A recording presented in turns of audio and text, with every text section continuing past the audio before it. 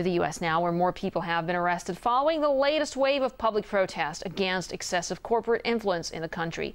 Mass demonstrations have spread to dozens of cities, a month after the so-called Occupy Wall Street movement first flared up in the Big Apple. RT's Marina Portnal looks at how the protests continue to grow despite reported police brutality and hundreds of arrests.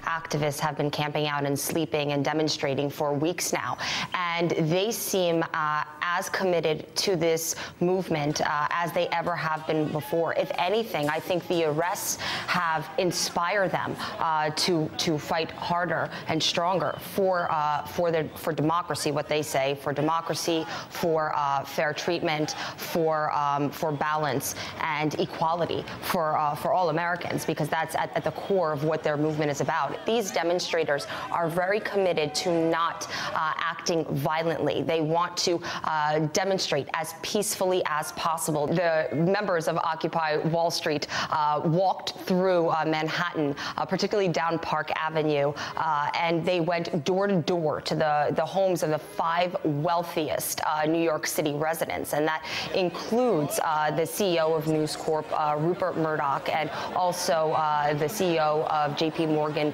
Chase, Jamie Dimon. And as these protesters were walking through the streets, doormen standing outside of the buildings were cheering them on. When they got to the home of Jamie Dimon, there was a police barricade out there, but they continued to demonstrate. And the reason they were demonstrating and going door to door to the wealthiest New Yorkers' homes is because at the end of this year, 2% millionaire tax will expire, meaning the 2% that was required for millionaires to pay, they won't have to pay anymore come 2012. And a lot of these New Yorkers say that this is an indication of how the wealthiest Americans reap the largest rewards. And if they're not going to be paying that mandatory tax, a lot less revenue is going to be coming to New York City and New York State. And then 99%, with the majority of those living here, are going to suffer. And they say that's just an indication of the richest always reaping the benefits and the rewards, and the common American always,